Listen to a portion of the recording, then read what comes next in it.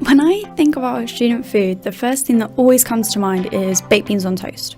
And it's because this is the perception that everyone seems to have of students, that they can't eat healthy on a budget because that's an impossibility. But it's really not. And I think the thing that I don't understand is why students get sent off to university by their parents with bags and bags of food and supplies and cooking equipment, yet they still don't know how to cook. And whether that's the fault of the universities or just how students are so underprepared, I'm not really sure. But there is definitely this assumption that students and food just don't go hand in hand. And why is this? Why can't students cook? Or can they cook? It's just this weird, bizarre perception everyone has.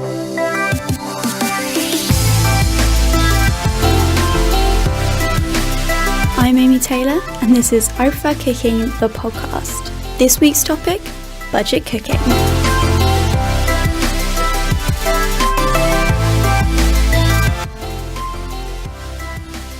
When I started I Prefer Cooking, I wanted it to be this outlet to try and encourage other students to eat healthier and not spend a fortune on food.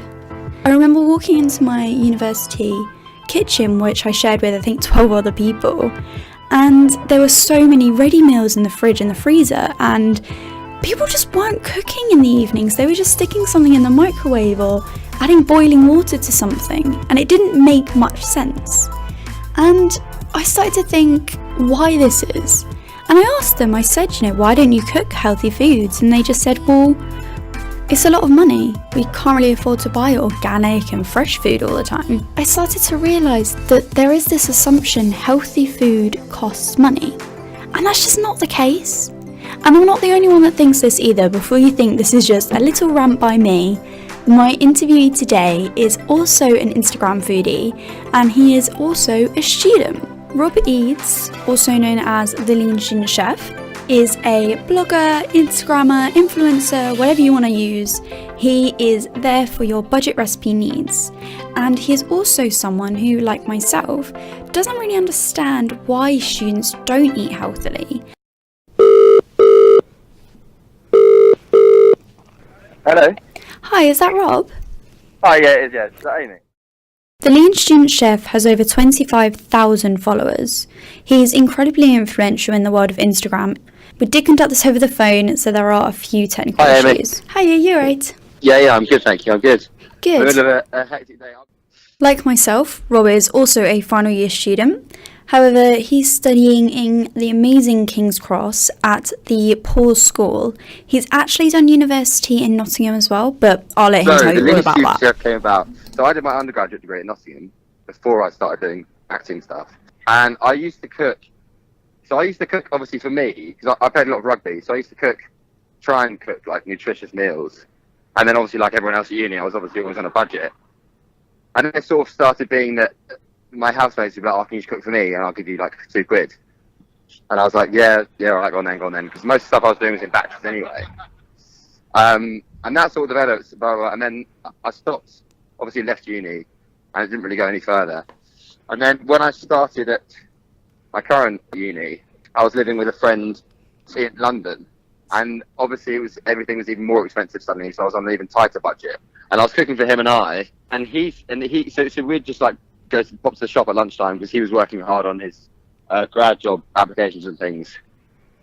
And we'd pop to the shop and I'd always just grab something and cook for us both. And then it was actually his idea. He said, why don't you start like an Instagram page for it and try and keep it to like a certain price? And I was like, I don't know really. I don't really know how I do that or what I do with it. And then we chatted about it sort of long and hard. And then I started building up recipes in September last year till about December. And then come January, I was like, I built up enough to sort of have one a day to post. So I started posting them. And then it sort of just has grown from there, really. Obviously, you have such a big following. Do you think that's partly to do with the fact that you post about lean student health? I think so. I also think that university students now are a lot more sort of serious about adult life than they were even probably when I started. Because it's so expensive now. I think everyone's sort of obviously, yeah, people still go out loads and that sort of thing. But I think people are working harder on their courses. I think people are also just more into fitness and healthy lifestyle than they were. It's obviously hard to sort of pin it down to one particular thing. But I think being able to combine both the sort of fitness side of it and the healthy eating and budget side of it, means it's just a more, not necessarily a more attractive proposition, but a different proposition to what anyone else is really doing. Yeah, definitely. So obviously you say that more students nowadays are a lot more kind of clued in. Obesity levels are just under 40% for 16 to 24-year-olds. It is lower than what we've seen in the past, but do you think like student obesity is an issue, or do you think it's not as bad as it seems? I mean, just in terms of following I'm getting and how many people message me that are students and are like interested in what I'm doing and sort of excited by it, I feel like even if the problem is persisting, more and more people are seeing that there is a way to deal with it, and there are options that people can take that don't mean completely radically changing your life and suddenly having 1,100 calories a day and losing 15 kilos in a week, if you see what I mean. In terms of obesity, I think that's a massive thing, because you can make it feel like it's a gradual lifestyle change that's going to lead to results that will last. Then it feels achievable for people. I mean, interestingly, my mum and stepdad both work in obesity specifically. They both sort of set up individual charities, obesity charities. So it's I guess that's had a sort of impact on my upbringing as well, which I suppose has influenced the page in its own way. At my university, I know it's quite difficult to actually eat healthily on campus because healthy food is so expensive. And obviously, as a budget food blogger who talks about health food, do you think that that's an issue, that universities don't have healthy, cheap food? It's definitely an issue. And it's an issue across the board. I mean, not just universities. Healthy food is expensive in general. And unhealthy food is very cheap. So, I mean, they say, like, the obesity back on that, they say it's called the disease of the poor. And it's because there's no way of getting by unless you're buying very cheap food for a lot of people. And a lot of uni students are, by proxy, living with much lower means than they probably would be at home. So suddenly you go to university and you can't afford to be eating the sort of food that like your parents are feeding you. So people do buy cheaper food. Fitness generally is an expensive industry. Gym memberships are expensive, which is why I'm trying to push more bodyweight training and things like that. That means it's affordable for people. You don't need a gym membership and you can do it wherever and whenever. Yeah, I mean, I completely agree. I think that some university towns are more geared towards students and have a lot of offers on gym memberships, but I do think that in general it is quite expensive. So what do you think students should do about the fact that universities are so expensive when it comes to healthy food and, you know, gym memberships and things like that? I mean, I think the only way to sort of categorically overcome it is to take it into your own hands and try and start off small, but work out how to cook for yourself. And it gives you a life skill, if nothing else. I mean, if you can learn how certain ingredients work together, I mean, they generally will work together no matter what the dish you're doing. It's an interesting question because, I mean, there's obviously the argument that, like, student unions should be doing more to promote cheaper, healthy food on campuses. But, I mean, as I say, the only way that you can, like, guarantee that you're going to be able to eat healthier food or do, like, a level of exercise that is going to mean that you're sort of happy and healthy is by taking it into your own hands. And there are loads of, like, ideas out there, people that are creating healthy recipes and living sort of healthy lifestyles and exercising regularly that don't necessarily pay £30-40 a month to go to the gym and £5 a day on a salad from Toast or whatever it might be.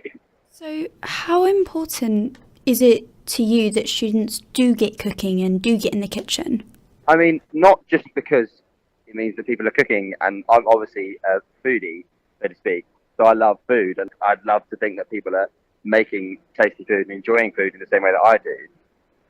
But also, just for your health and well-being, like your energy, like when you're studying, especially going into like third year and final exams, things like that, if you're eating a more healthy, balanced diet, you're going to be in a much better position to work harder for longer, rather than having 5 packs of crisps and 2 coffees. You're not going to be as productive. If you could give one piece of cooking advice to students and just general health advice, what would that be? I think it would be to not make any change you're making too drastic, or it won't last. So start small in terms of like the changes you're trying to make. Say that's like trying to have one meal a week more with less pasta and less cheese and less whatever. And slowly but surely make changes rather than thinking, right, next week I'm cutting out chocolate crisps blah, blah, blah, for the rest of my life. Everyone I know that's tried big changes. Some people, if you manage to do a huge change in your diet and your health and your exercise instantly, and fair play to you. Do you think it's kind of education? Students aren't taught to cook when they go to uni, they're taught their degree. There was some kind of cooking course as part of your introduction to uni. Herein lies the issue. The trouble with these things is that, it's a fantastic idea, but whether it's actually transferable to putting into practice is another question. And the fact of the matter is that, like, there are thousands of recipes online, hundreds and hundreds of pages. If you want to learn how to cook things that are easy to cook, healthy, and delicious, more importantly, delicious, that's the main thing that people think, like, oh, healthy food's not nice. It is, if you cook it in the right way. But there are infinite resources out there that are really easy to follow, quick to cook. And then I think as soon as you start to cook things yourself and realise quite how easy it is, then people suddenly will start cooking for themselves off their own back, making their own recipes and enjoying food for themselves. What's your favourite lean meal to cook? Stir fries are the best. Quick, easy, tasty meals. But I'm ever like, I've got 10 minutes, literally just throw in some chicken, vegetables, spices, and then it's done. Yeah, I do love stir fries. They're so easy. Not even washing up though, a little bit prepared, but they are. Yeah, that's true. Thank you so much for talking to me. Thank you very much. Nice to speak to you. Speaking with Rob really helped me put into perspective what the healthy eating world is. With so many takeaways and restaurants that serve unhealthy food, there's no wonder that there is an obesity crisis. It's not just students either, it's everyone. There are so many unhealthy options available to us that we don't seem to consider the other avenues and the other ways in which we can eat healthily and not spend a load of money. And I think that's really important, and I think if I was to say anything about this podcast, it would really just be to remember that although those chips from McDonald's might look tasty, they're not going to give you any energy. They're going to just fill a hole as such. It's much better if you go for a healthier option. Sometimes this can cost more, sometimes it can cost less. It all depends on where you shop and how you shop. And the whole idea of healthy eating being something that only certain people can attain is completely ridiculous. If you want to hear more from Rob, you can follow his blog on linkedinchef.co.uk.